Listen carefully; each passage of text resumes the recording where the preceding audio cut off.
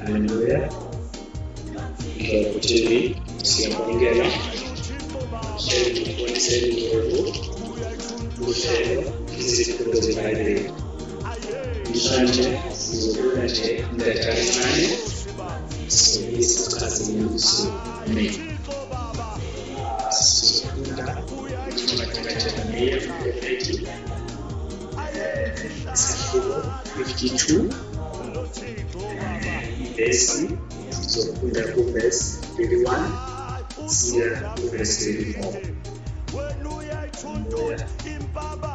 Manje sibuya indaba kaJeremiya ethunywe nguNkulunkulu ukuba akhumbuze isizwe sakhe, aprofethe ayale aluleke isizwe sakhe. I-assignment kaJeremiya ukuthi abuyise isizwe asibuyisele uNkulunkulu. Ngoba isizwe sasesikhule kakhulu sesidlulile sesingasamfuni uNkulunkulu nanoma esiyenzayo sesingasayi kuye. Sesizenzela ngokuthanda kwaso, sesizenzela izinto esizithanda zona. Haleluya. Namhlanje le vesi sizoyifunda chapter 52 verse 31. Ngikhuluma ngokukhululwa kwenkosi ekupheleni kwensuku uNkulunkulu ayezithembisile ukuthi uzawunikela isizwe sakhe kwisizwe sinamandla ukuba sisithumbe ngenxa yokungalungi kwaso. Haleluya. U-Israyeli wayengalunganga, so uNkulunkulu wamnikela esizweni ukuba abe ngothunjiweyo. Iminyaka leyo uNkulunkulu ayemthe uyomnika yona. Haleluya. So sizofunda incwadi kaJeremiya 52 verse 31 kuya ku verse 34. Haleluya. Kufundeka kanje. Ngizofunda Jeremiya 52 verse 31. Wathi ngonyaka wama-37 wokuthunjwa kukaJehoyakini inkosi yabaJuda, ngenyanga ye-12 ngolwama-25 lwenyanga, u-Evili Merodaki inkosi yaseBhabhele, ngonyaka wokuqala wokubusa kwakhe, waphakamisa ikhanda likaJehoyakini inkosi yabaJuda, wamkhipha etilongweni 32. Wakhuluma kahle kuye, wabeka isihlalo sakhe phezu kwezihlalo zamakhosi ayenayo eBhabhele. Verse 33. Waguqula izibuko zakhe zasetilongweni, wadla njalo phambi kwakhe zonke izinsuku zokuhamba kwakhe. Verse 34.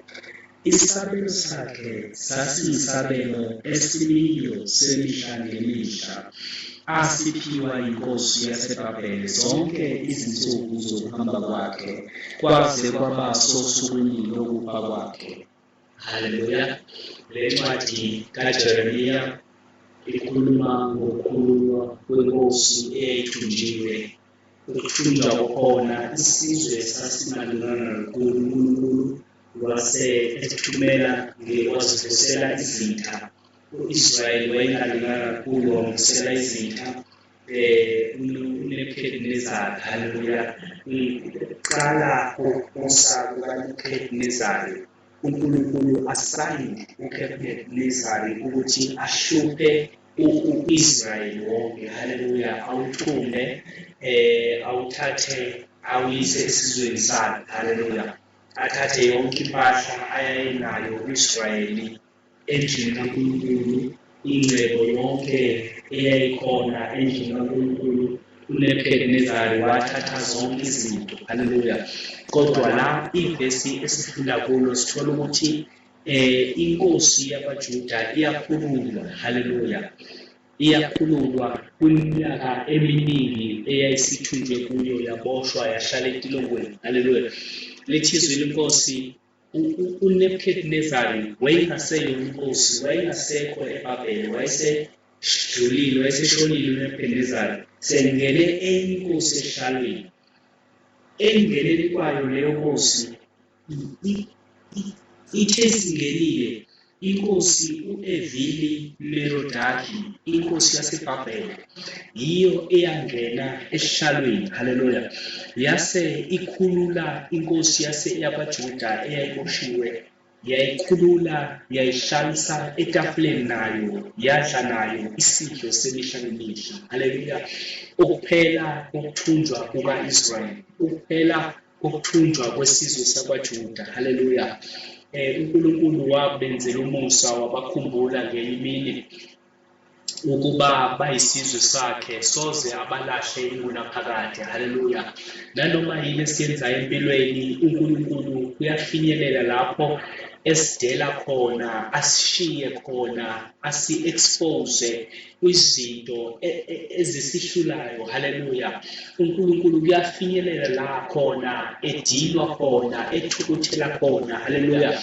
Asidele isizwe sakhe, amshiye u-Israyeli ngenxa yokungamameli kuka-Israyeli. Haleluya. uNkulunkulu uyazama ukuthi abuyisane no-Israyeli, kodwa u-Israyeli njalo ulokhe ehlehla muvana. Haleluya. u-Israyeli akalungisi indlela yakhe noNkulunkulu, akalungisi ubudlelwane bakhe noNkulunkulu. So ngenye imini uNkulunkulu waveza uJeremiya, owafike washumayela, waprofetha, ekhuluma ngolaka likaNkulunkulu ukuba uNkulunkulu ukhulumile, wathi u-Israyeli uzomthumela isizwe esinamandla ngaphe kwakhe ukuba simthumbe.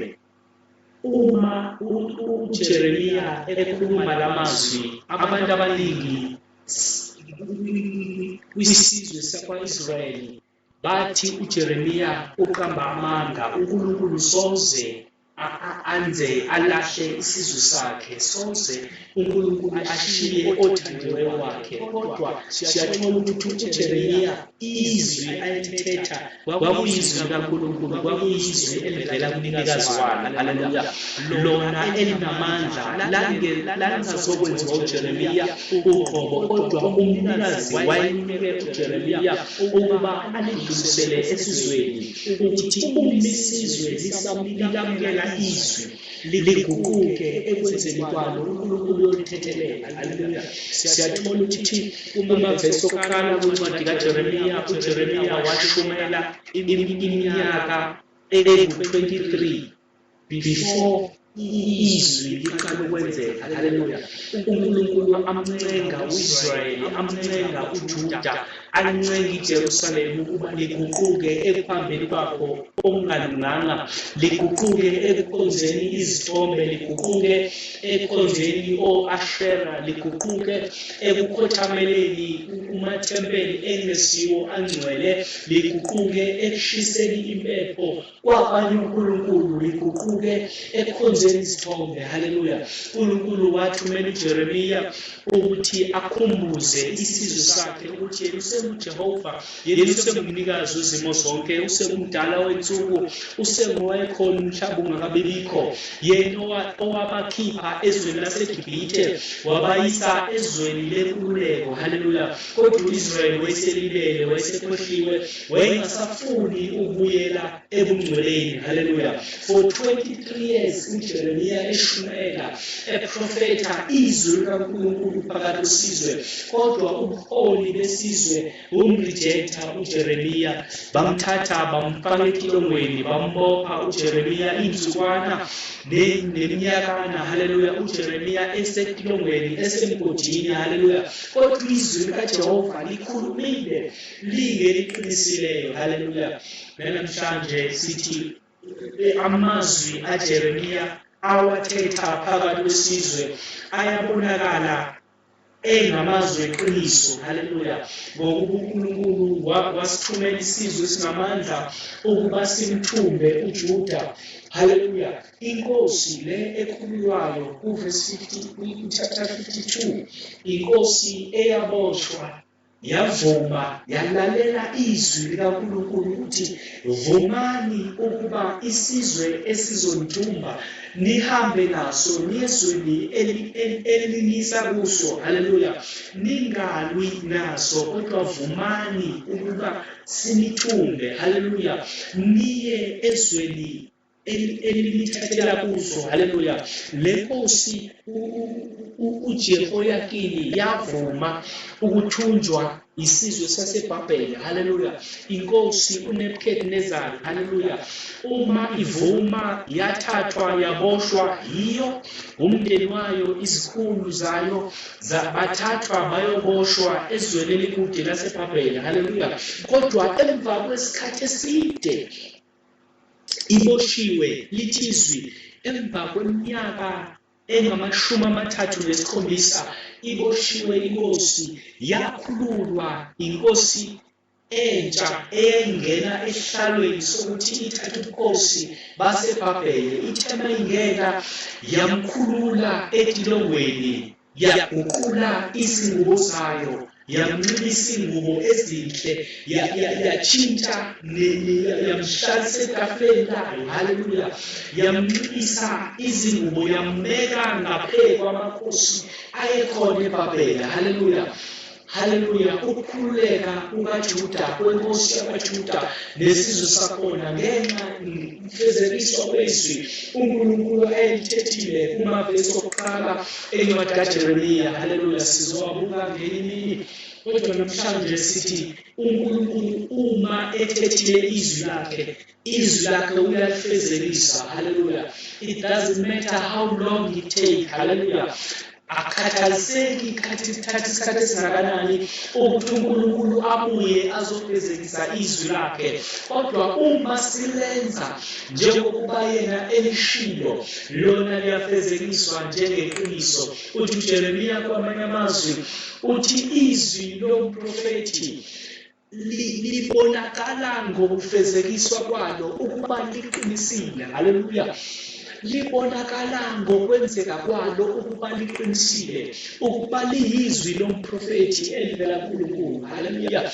Namhlanje sithi uNkulunkulu umeyithembisile uyawufezekisa. uNkulunkulu umeyikhulumile uyawufezekisa. Uyalindwa uNkulunkulu, izwi lakhe liyalindwa, kuyabekezelwa.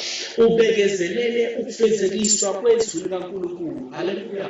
Masingagive up endleleni ekulindeni kwethu.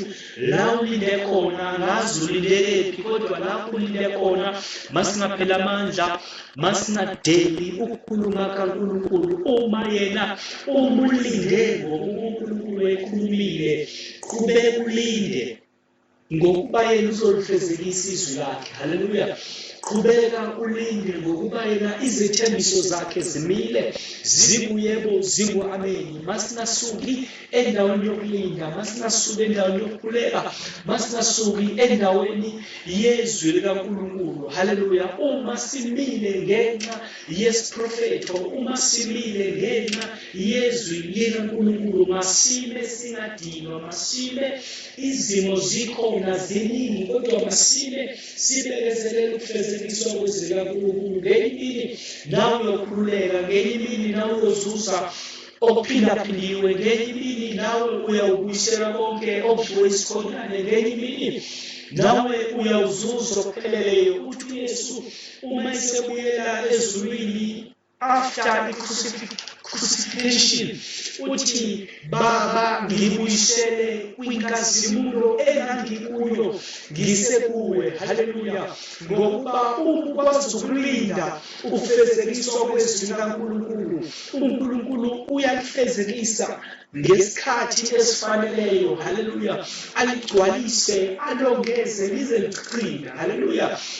Haleluya. Masingaphela amandla endleleni, izwi likaNkulunkulu likhulunyiwe, lona lizofezekiswa. Izethembiso zimi njalo zinguyebo zingu-ameni. Masingaphela amandla, masingaphela umonde, masingaphela ukuhlala ezwini, masingaphela ukulinda ezethembisweni zakhe. Yena othembisileyo, yena uyafezekiswa. Haleluya. Izifundo zeBhayibheli namhlanje sifunde incwadi kaJeremiya la isithembiso uNkulunkulu ayisithembise kuJeremiya khona sifezekiswa. Haleluya. Ukukhululwa kwenkosi yakwaJuda eyamkela izwi elathethwa kuJeremiya ukuba vumani ukuba nithunjwe, ngokuba ngenye imini ngiyawukhululeka, ngenye imini uNkulunkulu uyawunithethelela.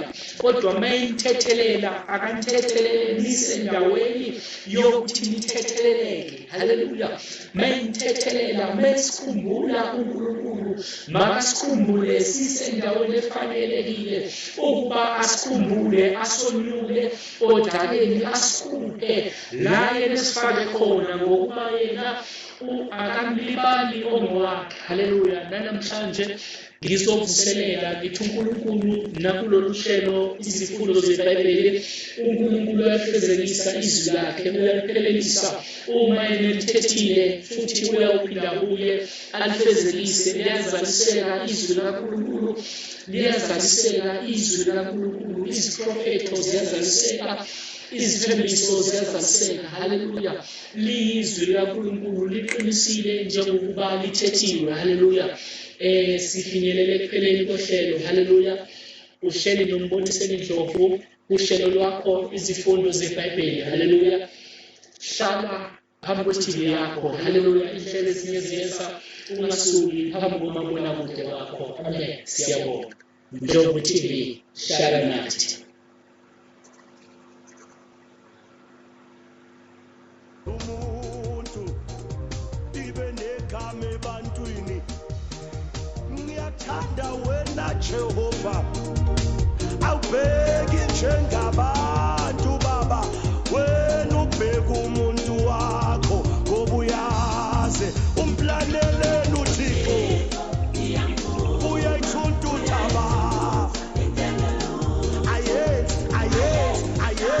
Ayenzi ihlale namakhosi. Umthetho wakho Baba uyabathanda abaphansi, babusisiwe